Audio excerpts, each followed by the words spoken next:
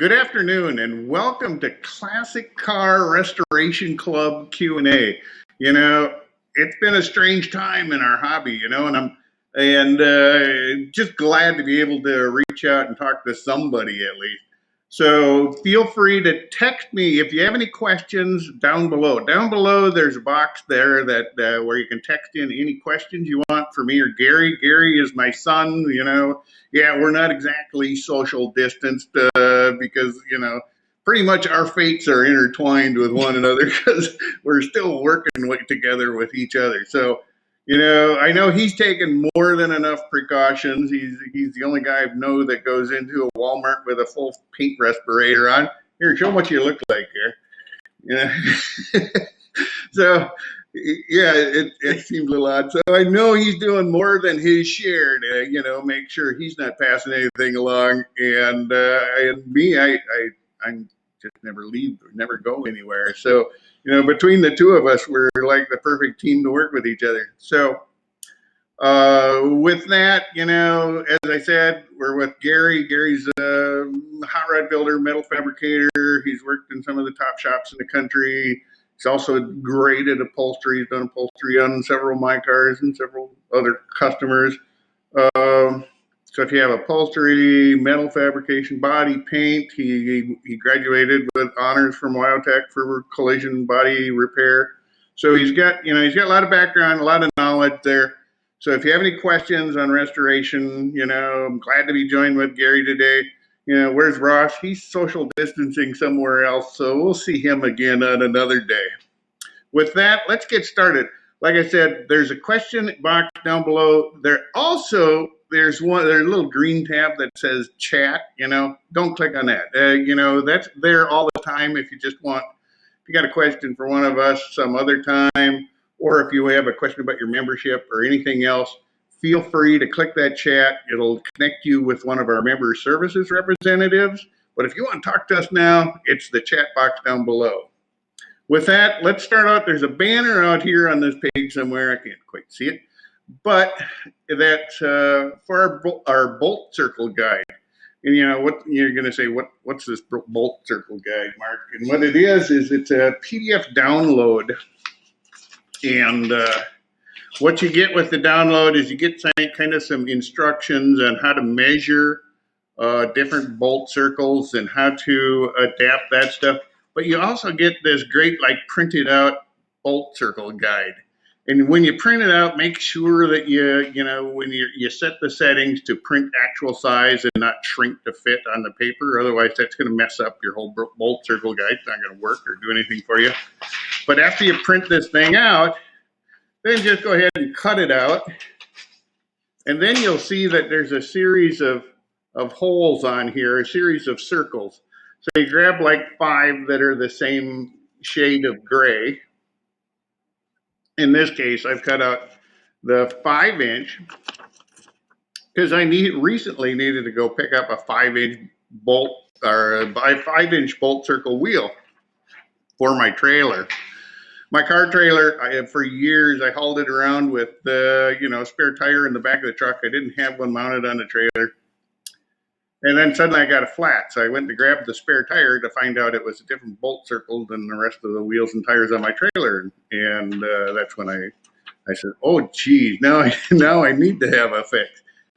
Thankfully, I was able to plug it, get off the road, get it home. But you don't want to be in that situation. You don't want to be in that situation. You don't want to have a car loaded up on the trailer and have to be plugging tires and getting them filled up and everything else. You want to be able to put on a spare. But, it could be a lot of reasons that you can use this. You might need, maybe you're at the junkyard, you see a really awesome, clean 9-inch Ford rear axle. It's the right width and everything else. But, not all 9-inch Fords have the same bolt circle. And the way this works is, if it might be a 4.5 if it came off a car. It could be 5-inch if that 9-inch Ford came off of a pickup. So you want to make sure you get the right axles. You want to, if you're at a swap meet, you want to pick up, you see a great looking wheel, and there's some of the wheels that look identical. Some of the Ford wheels look almost identical to the Oldsmobile wheels, and you go, holy smokes, it'd be easy to make a mistake. But The great thing about this, yeah, they make you can get a hard plastic one of these. You can't pull this up and stick it in your wallet. Yeah, you got to stick how you gonna fit that in your wallet? You know, do you want to walk around with that in your hand all day? No, you've got to have both hands free to pick up that set of white blockheads. So you got one for each shoulder when you're walking through the swap meet. So this thing is just awesome. You can. If you want, you can cut out all the holes so you can fit it. You can know exactly what size, or you can just cut out the holes for the size that you're looking for. And to carry it around, it's just a matter of fold it up. You can fit it in your wallet. You can put it in your pocket.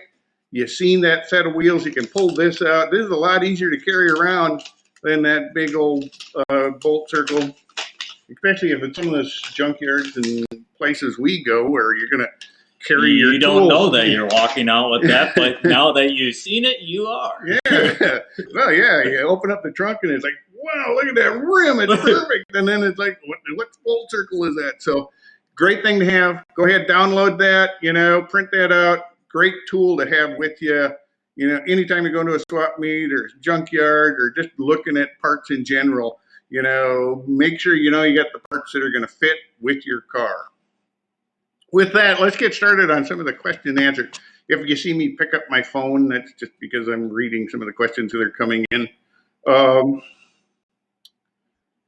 the first one that came in is, do you guys have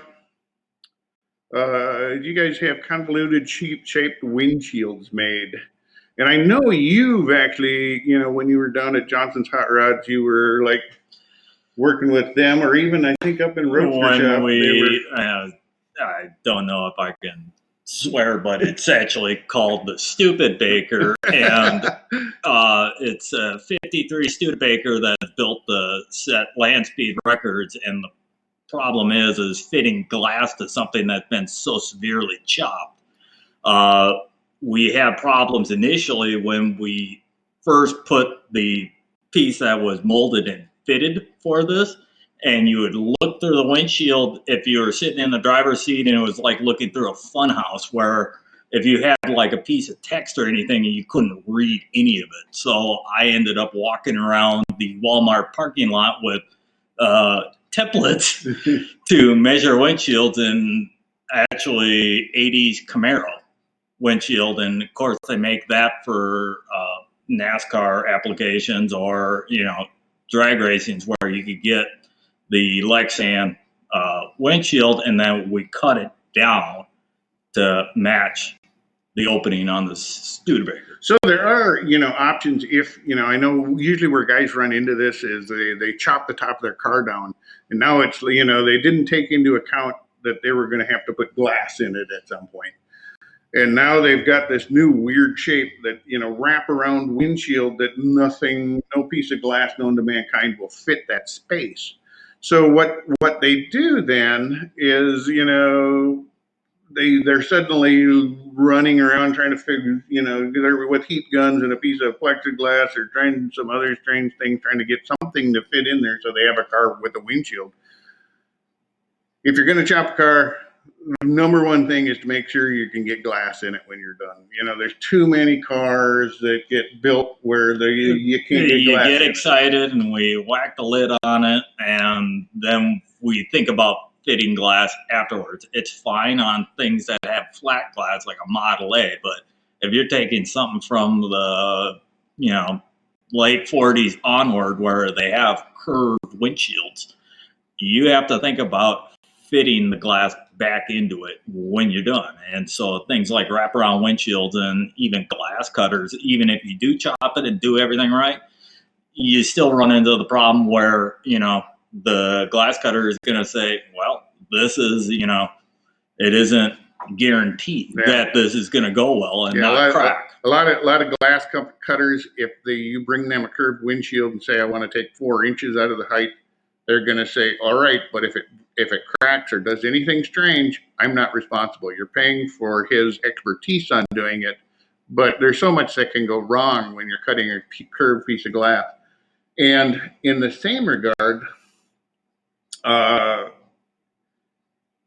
a lot of builders will plan not to have to cut the glass at all. What they'll do is they'll channel the windshield, they'll full size windshield so it goes down into the cowl and build kind of a tray to catch the bottom edge of the and then the windshield gasket is basically a faux on the bottom, but the entire glass actually sits, down into the cowl channel. usually, or down below, so that way they don't have to cut that windshield down, and that way they can replace it anytime with a full-size windshield. So those are the kind of, even the old customizers and pros of days gone by, that's the first thing they thought about. And like Gary mentioned, sometimes, you can get a windshield from another car that's going, if you got a really unique shape, sometimes you can get windshield from another car to fit that space, but you're going to have to do some research. You're going to have to make some cardboard templates of what you want it to look, the profiles you want it to look, both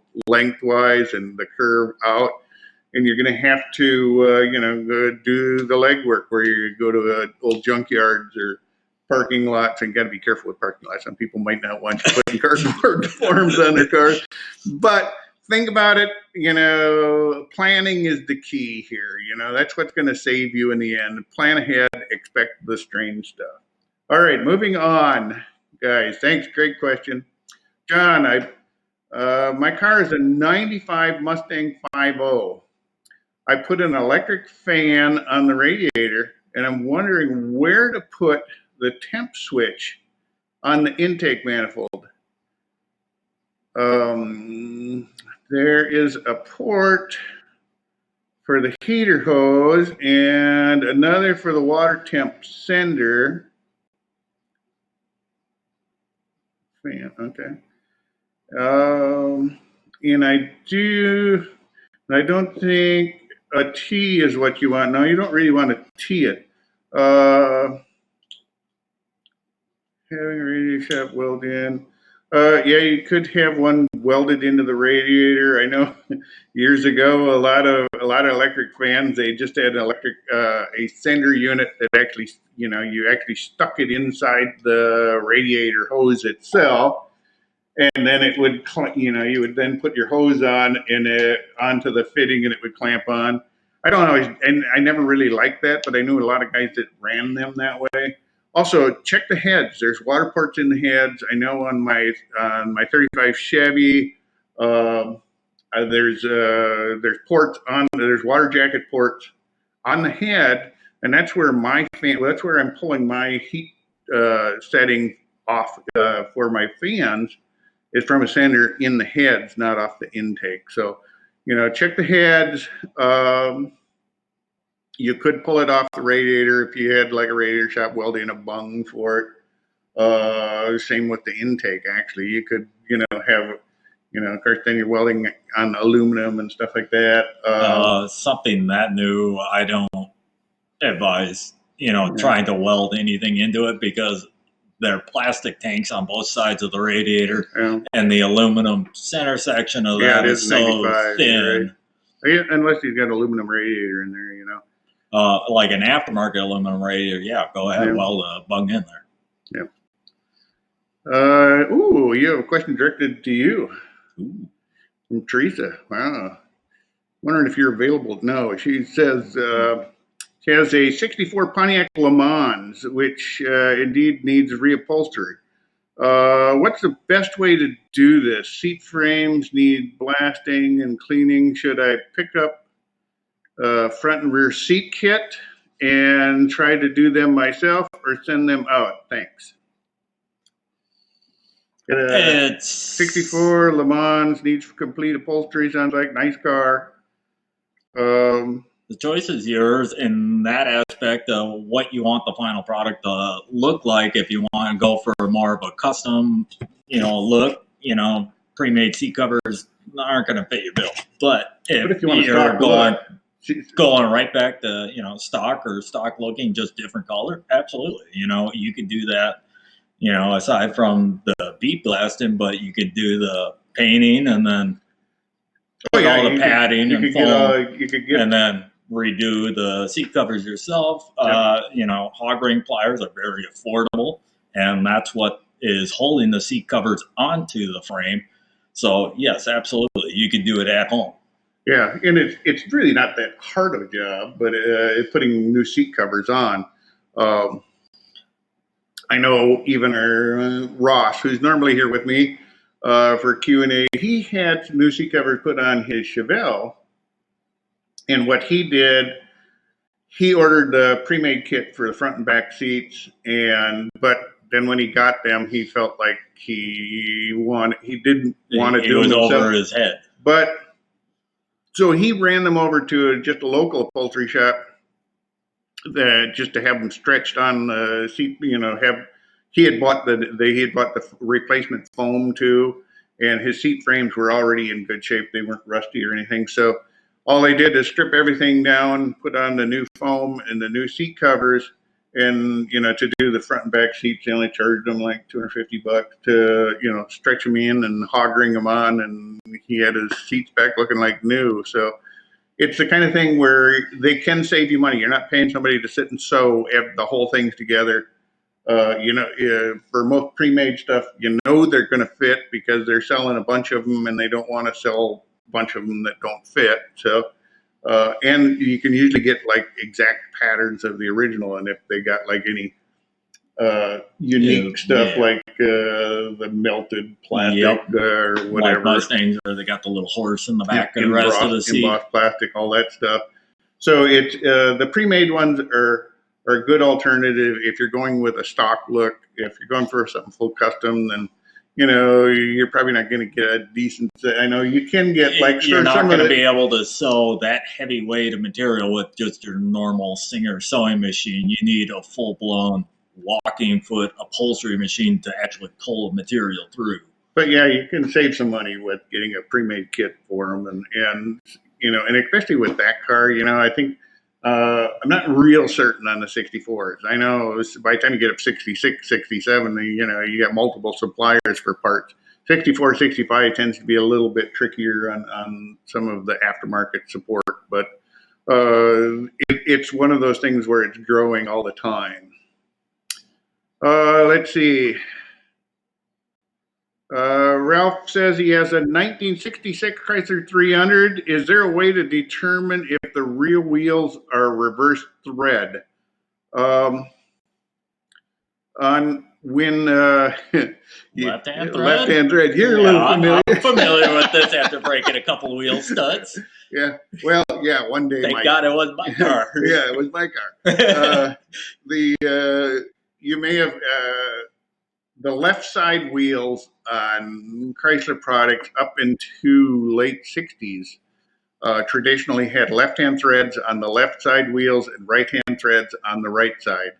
The studies have even actually, I think if you go out to some of the video sites out there, there's some old vintage stock where they finger tighted all the lug nuts on some all right-hand thread cars, and then they finger tighted wheels on left hand and right hand thread cars, and actually just rolling at slow speed on cars with all right hand threads, the lug nuts would work themselves off on the left side, and so that's why Chrysler had the left hand threads and the right hand threads on all their wheels for a long time. And from the 30s on up until late 60s. So what you want to do is, what your experience is you got on there with like your big ass torque. Yeah, I grabbed a bigger impact and keep going until it breaks. You had no idea that they were left-hand threads, and then you said, hey, all your lug nuts are seized up on your one side. Only to discover now I had a whole bunch of stretched out lug nuts. Stretched out. And broken studs. So anyways, left-hand side, left-hand threads. Usually, I think it was till 1968 actually, or 68, 60. It was late 60s before Chrysler switched over. Why did they switch over if it was such a great thing? It is a great thing if your lug nuts are just finger tight or loose. But if a wheel is properly torqued, it makes no difference.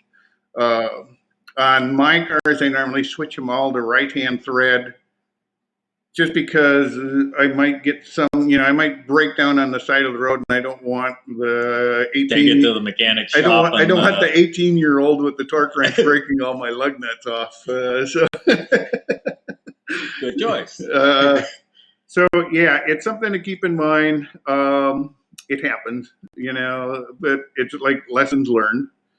But a 1966 300 should still have, the left wheels should still have left-hand threads. It's possible they've gotten changed out over the years.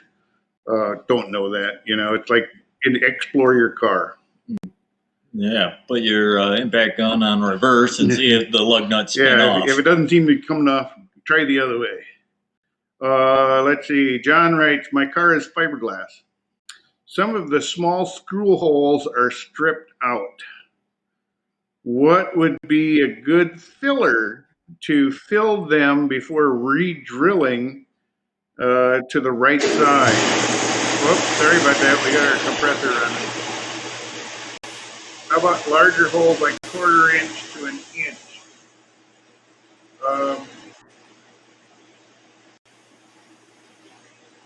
We're just going to wait for the air compressor to quit here in a minute. Let this compressor knock off. We didn't expect this, We should have thought about how that compressor was going to kick in.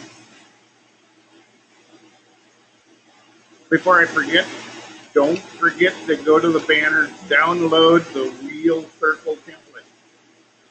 I'll remind you once again. Now that you've already heard that once or twice, figured it was a great time while the compressor was running. We should come off any minute now. You're going to decide to take a left. Yeah.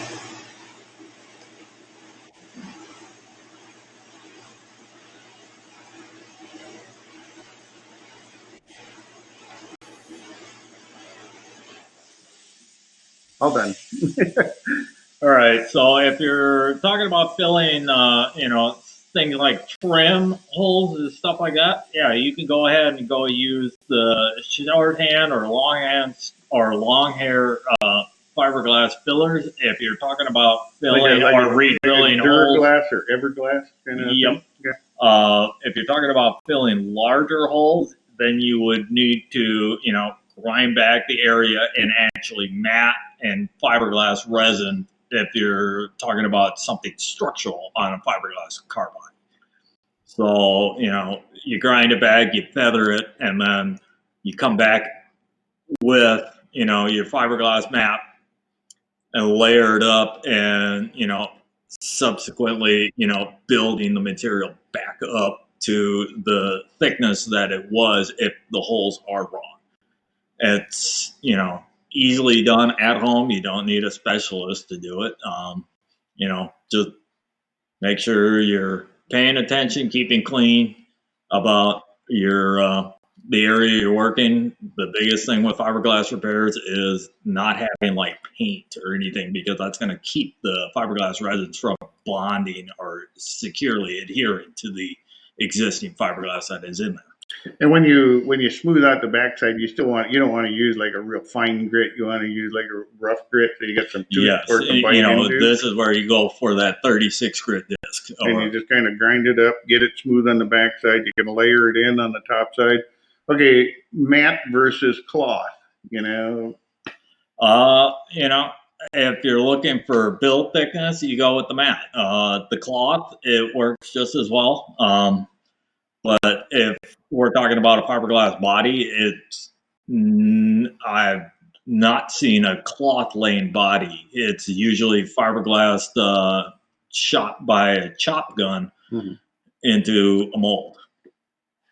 Same with like bathroom fixtures. Okay, so to make those repairs, maybe then you'd grind up the back around the hole that you want to fill up, and you take a larger piece of mat.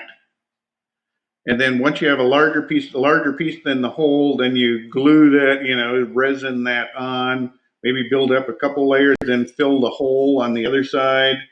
Whenever you're doing repairs on fiberglass, you want to do both sides. So you're grinding the top, you're grinding the back, and then you want to, start with larger piece than your affected area where you ground, and then subsequently, as you're layering it up, you're going to probably need 3 layers on each side to get your thickness back up, but they don't need to be that big. They can subsequently get smaller as you're layering it up.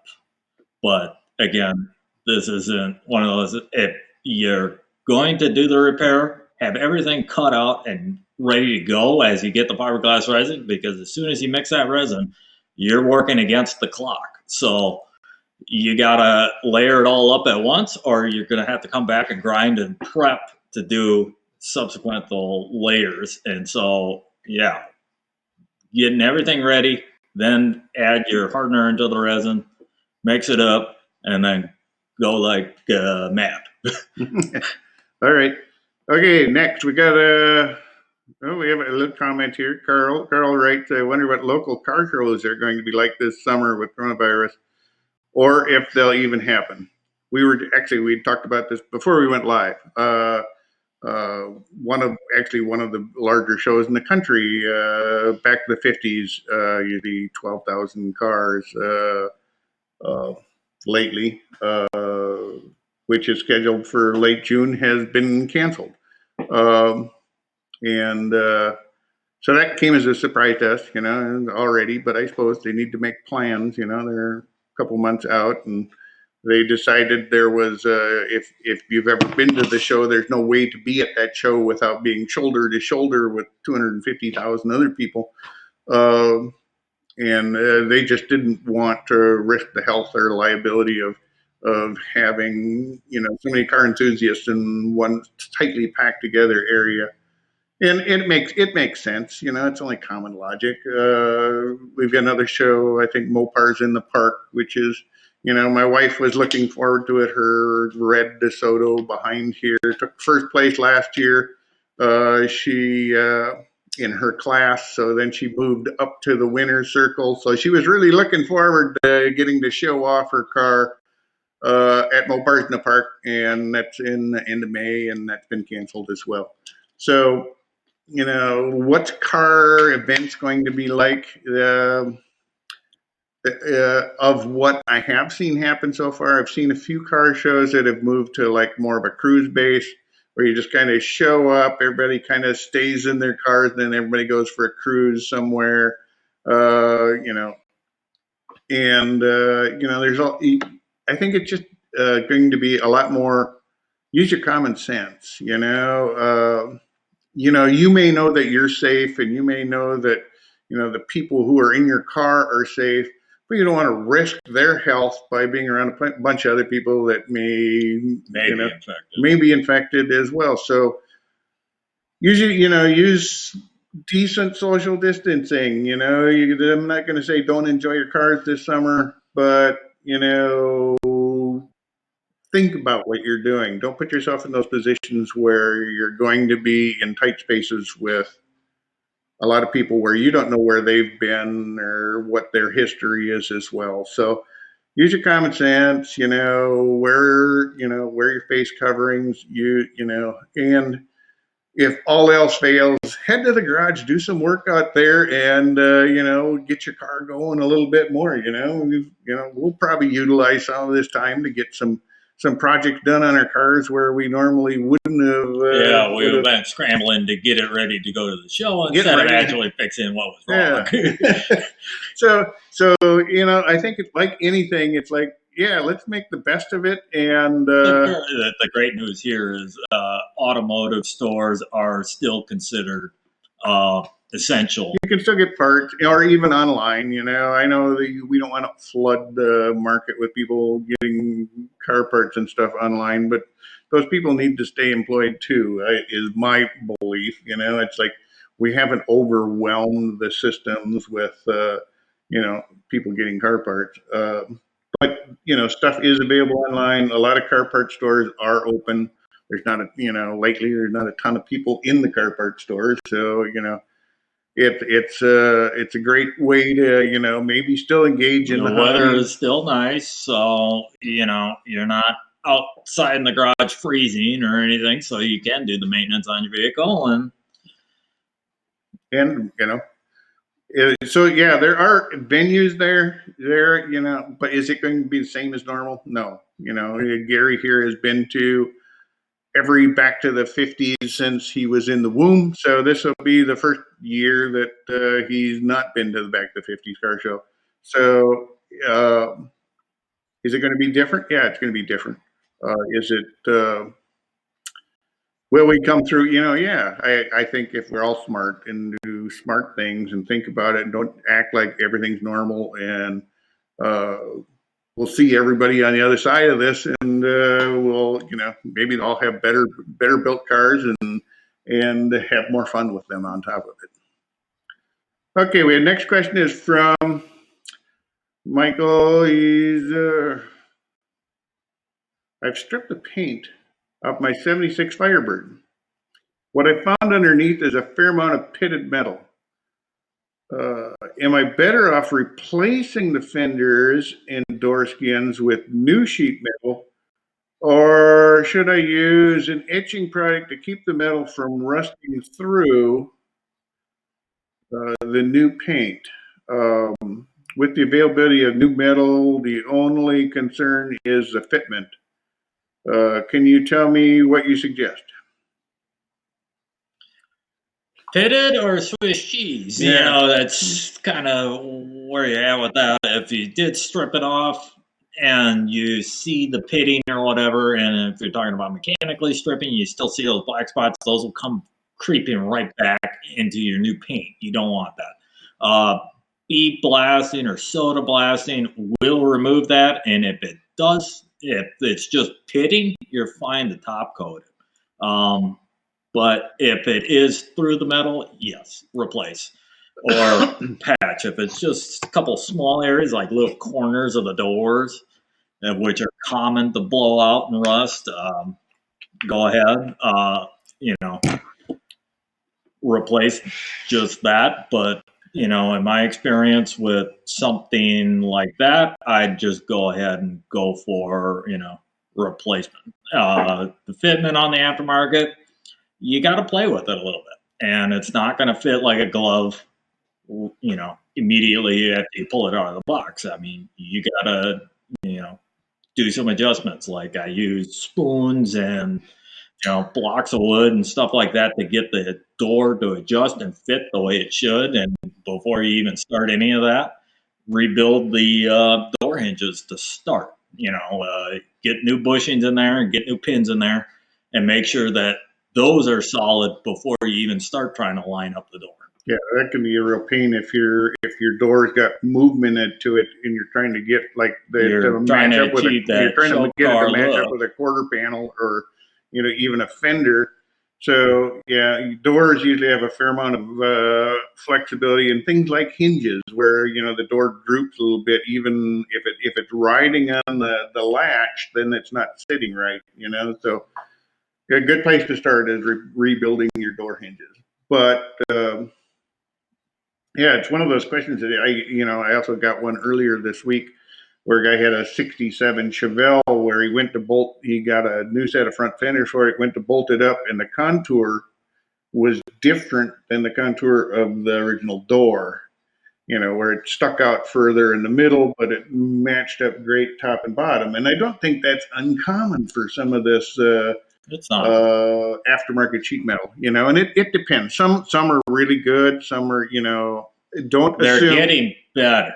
They're all getting better. They're all getting a lot better. I remember the first time I put an aftermarket fender on a 72 Ford, it was like when you looked at it laying on the ground, it looked perfect. When you went to bolt it up, nothing lined up right, and it was like, holy smokes.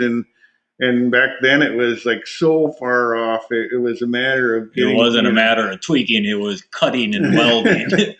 So in that respect, ask around, find out what manufacturers have the best fitment, for, not all cars are the same. To say like AMD is the best for all cars would be wrong, or Goodmark or Dynacorn or whoever. to say that any one of them was the best with every year, make, model of car would be incorrect. But there are some that fit really good and some that are okay. But usually you always end up having to do some work. And in the case of this guy with the 67, there was, because there was an inner brace on the inside of the fender, so he couldn't like just push it in, and it was like he's asking for advice, and it's like, ultimately you're gonna have to do something with that inner brace if you want that contour to match up. And that may be cutting that and welding, moving it Make and a pie cut. make some pie cuts in it so you can move that brace in and get the contour to match up. I know it's kind of contrary to what the thinking is, but if you're only if you're buying new parts, you're not expecting to have to cut and weld them. But guess what? This is the nature of the game. It's not made by the original dies or stamping. So yeah, if you do have to cut and weld, that's what you have to do. Yeah. It's the nature of the beast. Yeah.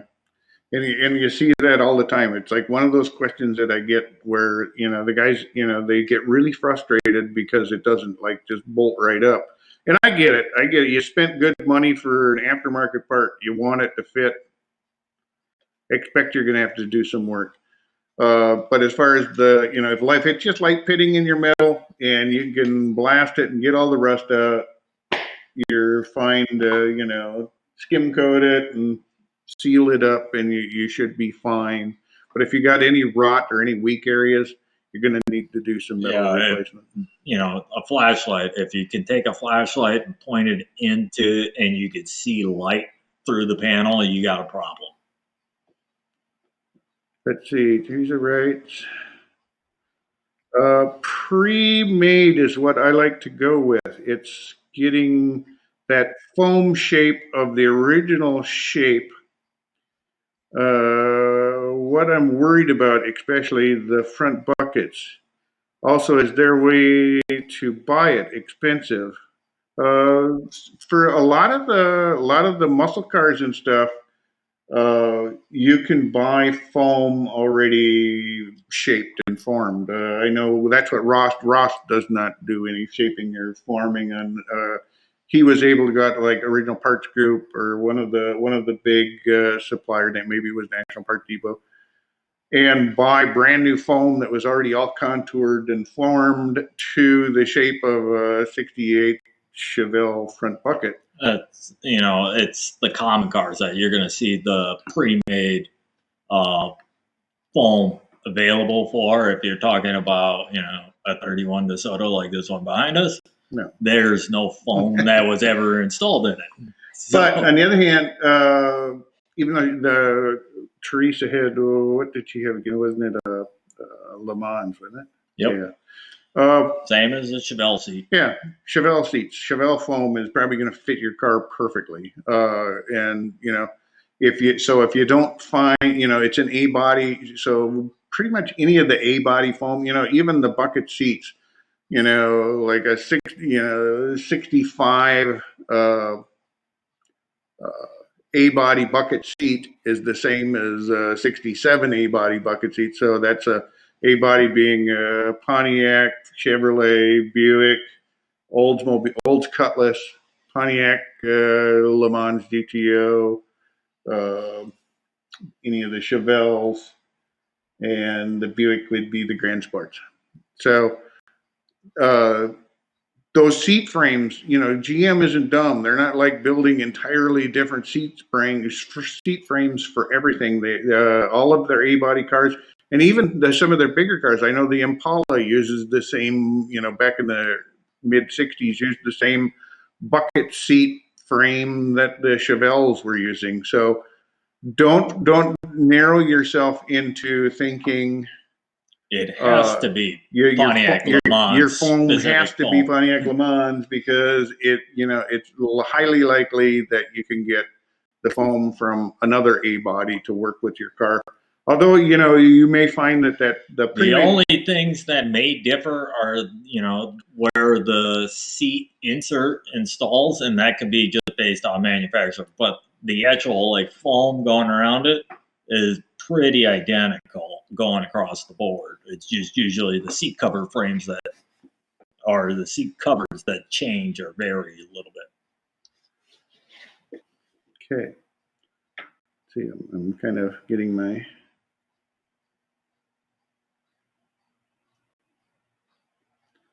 Leah, biggest fear is losing momentum. Any tips for staying motivated on restoration project?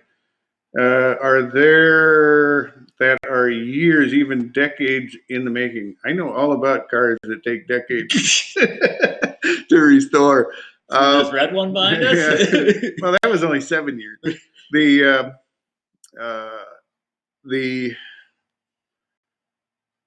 my advice, my gentleman once told me, Mark, the first key to success in restoring cars, and this is just for your personal cars. The key to success for restoring your personal cars is don't take apart too many cars.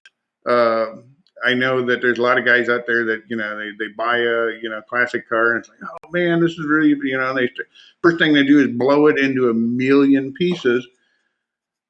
And now it's time to, when they finally get going on it, and then all of a sudden, they're on Craigslist or at a swap meet or something. They see another car. Oh, they really want one of those. And the next thing you know, they end up with like 10 cars, and half of them are blown out. And they're not all they've really succeeded in, maybe they've restored a few.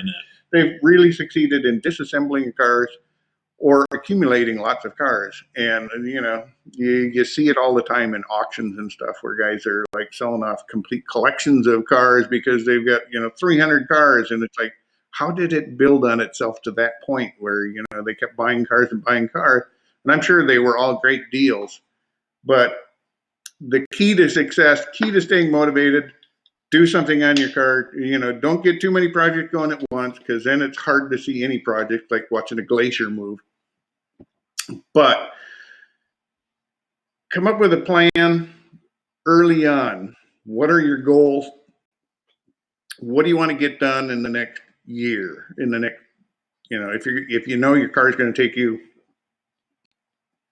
10 years to restore, what do you want, and stick with your plans. Make sure that you have the funds, the time, the resources, what it's going to take.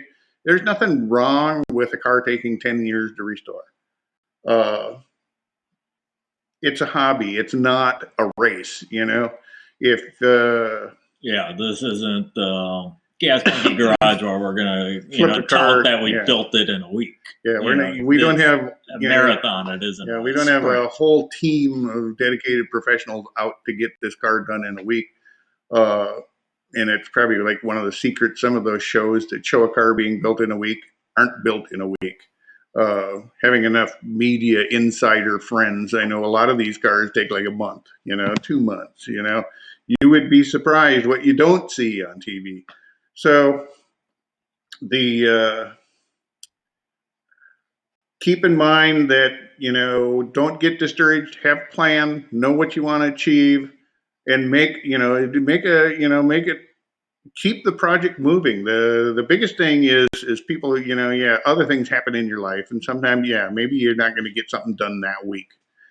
But that doesn't mean you can't do something. Maybe you can take some bolts and de-rust them or strip them or sandblast them. New brake lines in, or there's a lot of little things you can do. So you don't need to show big progress every week or every month. If you want to say, okay, this is what I want to get done this month, just have lots of intermediate goals and say, hey, by winter I want to be this far, and work to achieve that. So don't look at it as it's hard to set goals for a project 10 years from now because you don't know where how many variables you have, but you can set a goal for what you want to get done this month.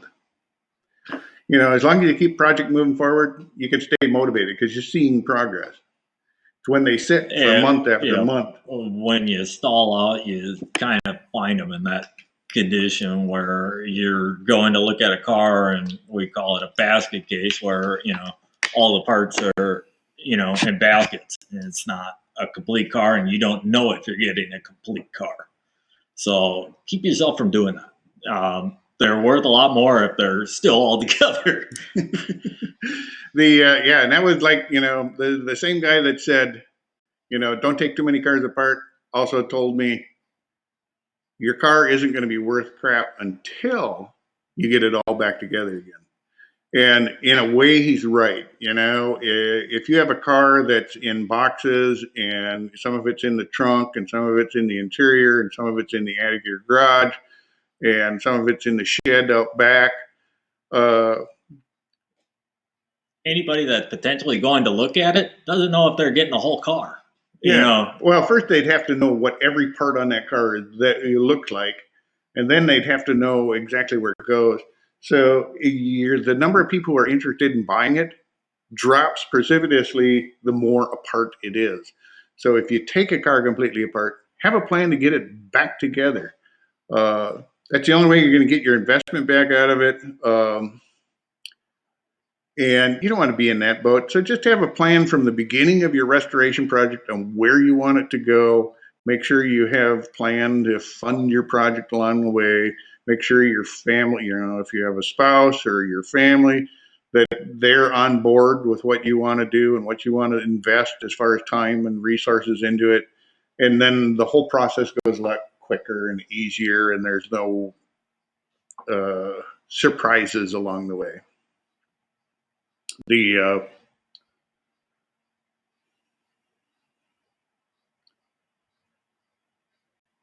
Let's see, great. Let's see, we have a guest question. The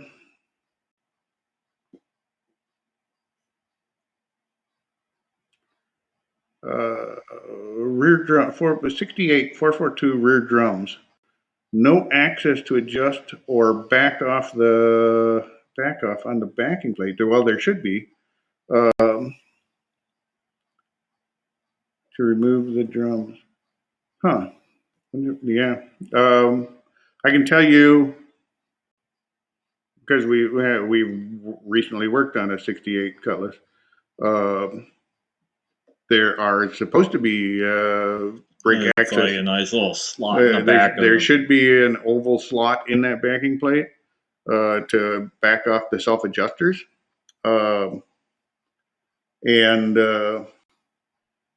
what do you do if there is no self adjuster hole? It'd be removing the drum in order to adjust it until it just barely grabs when you go to stick the drum back on. But to get that, you know, because the shoes are going to be really hung up on there, and I can't imagine, you know. Yeah, it would. If you can't get to the adjuster, you know, you're pretty much going to have to, you know, force the drum off. You might, break stuff. Everything inside that brake drum is available. All the whole hardware kits, the drums, all the springs, the shoes, complete hardware kit is all available in a kit. Yeah. Where you can buy this and whatever you break coming apart with it, don't worry about it. You can get new ones. Yeah, and at that point, you know, if there's absolutely, you know, I don't know why there would not be a access hole back there. Is it possible? I suppose anything's possible. I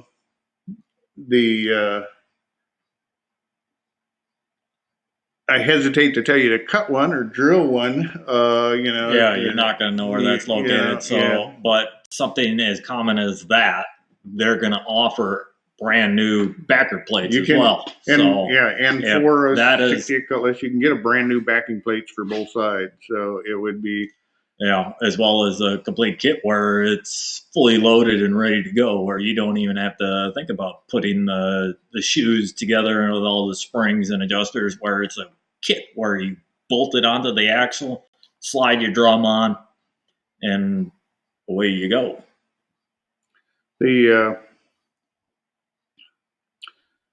Jeff writes, should you sand between layers of body filler, or can you apply more as long as you're within or shortly after the flash window of the body filler?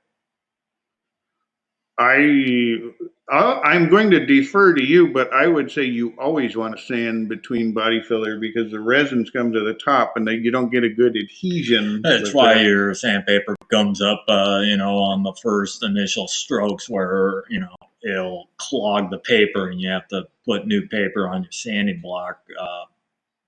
So yes, I would say sand between, but again, you don't want to be using copious amounts of body filler where, we got the rule of thumb is no more than an eighth of an inch. If you apply more than that, you want to start addressing what the problem is, and that's the metal. Yeah, and I think that's where a lot of guys fall into a trap where they want to, they don't want to pound out the dent that far or straighten the metal that far, or maybe they can't get access to it. And sometimes, I'll see it. I know from your direction, you'll say metal's got to be perfect every time. I say, yeah, if it's a small area and you're a quarter inch thick, and it's a small area, fine. You can go thicker. But if you're, if you're talking the whole wheel opening out of Bondo, I, that happens a lot up here in Minnesota. I've seen cars where they get stripped down and there's been 3-4 inches of body filler in them because the dents were so huge, and it's like a quarter panel that got caved in. No, I did not. Don't you be bashing me. Hey, I'm pretty sure I heard a story of we made a cardboard form and poured it in. Well, there may have been times, where on a car that we Quick were flip. looking to move quickly, where we just needed to get it looking better. But, for the most part, yeah, you don't want, if you're restoring a car, you don't want to have more than, eighth inch, 3/16 eighth to a quarter. The plastic resins don't expand and contract the same rate as sheet metal does. So that's why when we get to, a half inch, an inch thick of plastic filler and the damn thing pops out, that's the reason. It's not expanding and contracting at the same rate as sheet metal. All right. We have a gentleman who has a 1952 Dodge B3B pickup. He wants to modernize the front end. I have a K member out of a 77 Diplomat. Would you use that or go with the aftermarket in the independent front suspension like a Fat Man setup? Fat Man is going to be Mustang 2 front geometry.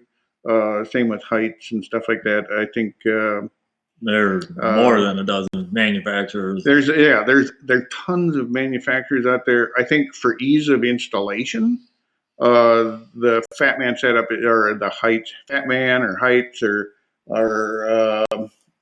the Mustang there's the setup Mustang is going to be so much easier where you're just dropping it in between what you already have. If you are going to use a donor vehicle or a donor K member or subframe, there's a lot more math and geometry that needs to take place. It can get a little, a lot of these cars have the K member works great, but then you get there's no like straight out kit, and it's not a real streamlined setup with the torsion bars and all that kind of stuff. So things like steering it all makes it all a little harder. I'm a big fan of Mustang 2 stuff just because it's really compact, like ease of application, variety of parts, and my 35 Chev has Mustang 2 in it. It's tight, small, compact. It does everything it's supposed to do. No part of that front suspension was ever on a Ford Mustang. It's just in reference to the geometry they used to actually build one. It's a nice kit. There are some others that I know Art Morrison uses like Corvette geometry for his.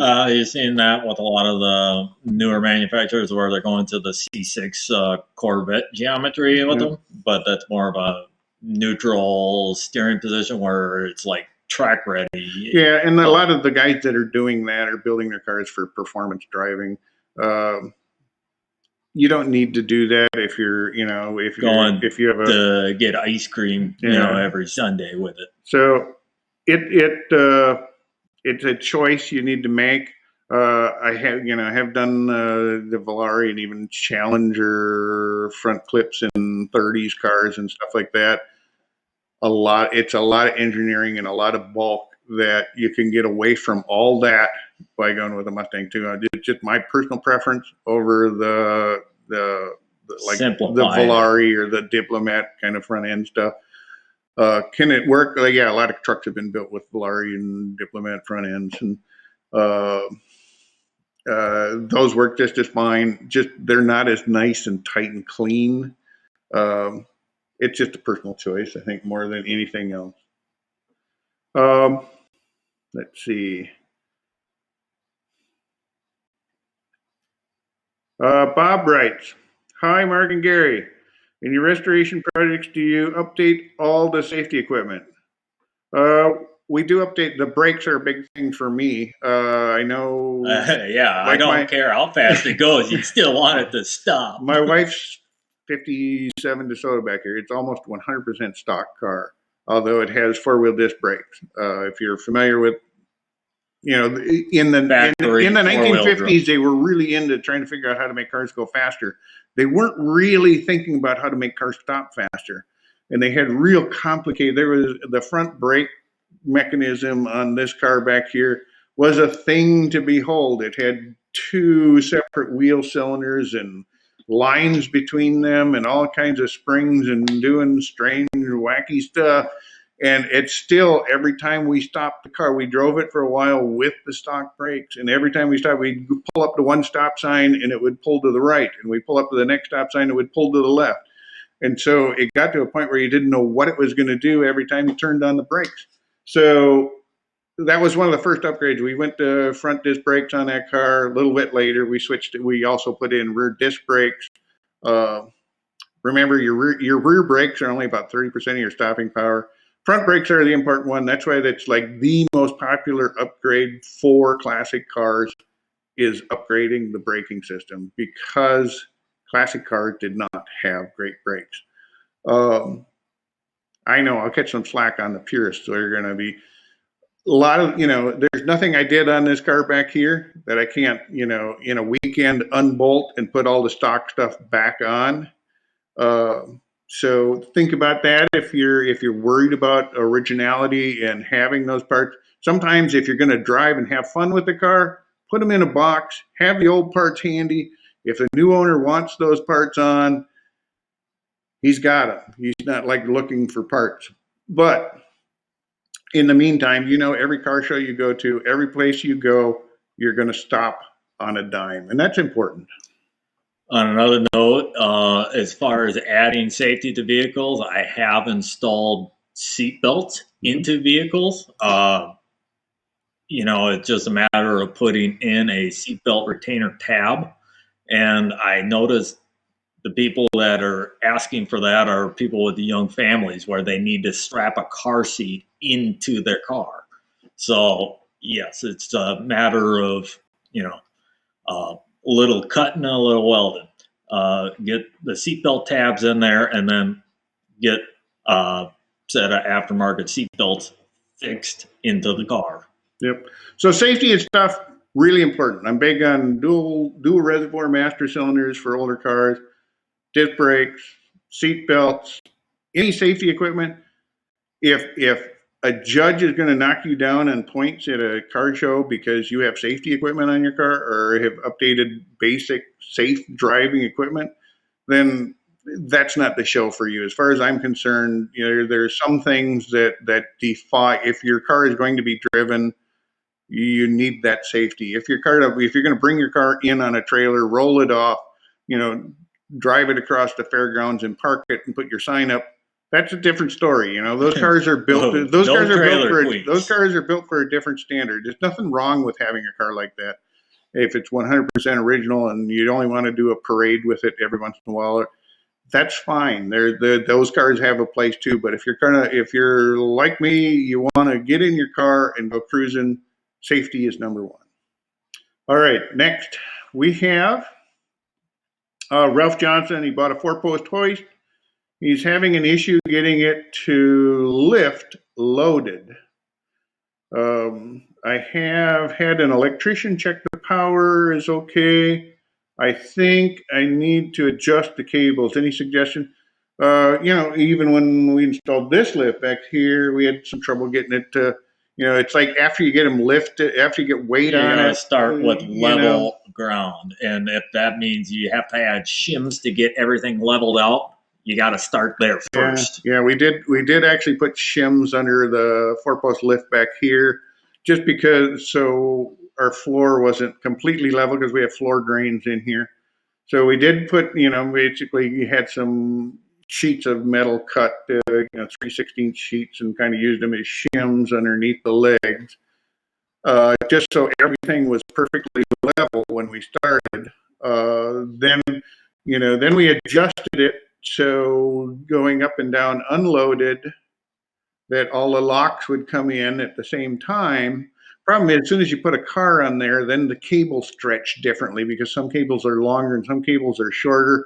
As soon as it gets a fully loaded, now suddenly the stops, they want the back wants to click and then the front clicks. So it goes click, click, click, click, click, click, as opposed to all the stops hitting at the same time. So yeah, it took some adjustment to get a lot of that stuff lined up. Check the You want to the make sure everything's lubricated. Double check your cable routing. Double check. make sure that it's properly filled with hydraulic fluid, or if you have to bleed the system, if it is electric hydraulic or air over hydraulic system, Yeah, which I'm imagining it is. Yeah, that could be the reason why it's not lifting. Yeah, even trapped air in there could give you trouble with. So there, a number of things to check. Uh, Bottom line, if it's a lot of common sense stuff. Check all these various components, but also make sure everything's lubricated. And in last resort, contact the manufacturer, sell them, explain to them exactly the problem they're having, because each manufacturer, every lift is a little bit different. So what works on one lift may not work on another. So check with your manufacturer. Bottom line, if everything else fails, check with your manufacturer and see what they have tech support teams that are there ready to help you exactly with the kind of problems you're having. And finally, we have John. You did a video on the e-stop installation. What do you think of a DIY version using an electric linear actuator to hook up to an e-brake cable? By the way, nice looking Model A. Model A. Yeah. Actually, today we're brought to you from DeSoto Garage. We have right back there, this one is a 1931 DeSoto, and on the lift is a 57. And then kind of hiding way over here is another 57 DeSoto. So unfortunately, yeah, thanks for the, it is a Briggs body. Model A's also had Briggs bodies. So it's very, very similar to some of the Model A's, and they look similar, but they're not. But they're differences, but they're more closer to a Model A than a lot of the GM cars. But back to the e-brake installation. Been very, we've had it in this car for, and driven regularly for about a year and a half. It's a market improvement over the parking brake for a 57 DeSoto, which is just a hand. There's no park on the transmission. It's just a little hand brake that you can accidentally hit with your knee getting in and out of the car, and your car starts to roll. So knowing that if I park the car on a hill or anywhere, I can just press the button, the car's stopped right there, and I don't have any, I don't have to worry about the car rolling or somebody, bumping the e-brake handle and having a car roll away. I know it, so it gives me an added sense of peace of mind. Bottom line, it was a good investment for this car. I think, for this car, you can't beat it, Do I think it's the right solution for every car? No. I have a foot pedal in the 35 Chevy. I think some cars where, they want to keep a real clean look, or they don't want anything to interfere. I think it's a great solution, because now they're able to add brakes to cars without interfering with the stock interior. Yeah, electric linear actuator, as long as you Yeah. know that it's going to engage and, you know, lock up the brakes. Do I think a one that to use like a stock braking cable system? It basically that would essentially be the Piggybacking what was already same in kind it. of idea. I think would it work? Yeah, yeah. I have no reason to think it wouldn't work. Um, yeah, and yeah, the car that looked like a Model A here, that's 1931 Model SA four-door sedan. It's a nice car, been a fun car, had that car for 40 plus years. So I've had that for a while. It's kind of reached a point. It got kind of pushed aside for a long time. Nothing's been happening to it. We brought it out of storage. We did some videos that you'll be seeing posted soon about that. One last thing before I go, guys. Don't forget to download the Bolt Circle Guide. You know, doesn't cost you anything, so you know it's worth it. And download this Bolt Circle Guide, cut it out. You know, cut out the holes to fit whatever size wheels or axles you're looking for. Fold it up, put it in your wallet, put it in your your backpack you're going to take to the car show. Then you know that you've got an extra tool that you can use to make sure you buy the right parts. All right, I'm at the top of the hour, guys. Thanks a ton for coming out and joining us today. It's been a pleasure. Stay safe, be smart, think about what you're doing, be safe in the garage now that we all get a little bit more time to spend in our garage. And we'll look forward to seeing you again. And Gary, got any last word? He's going to say goodbye. Well, have a good one. Bye now.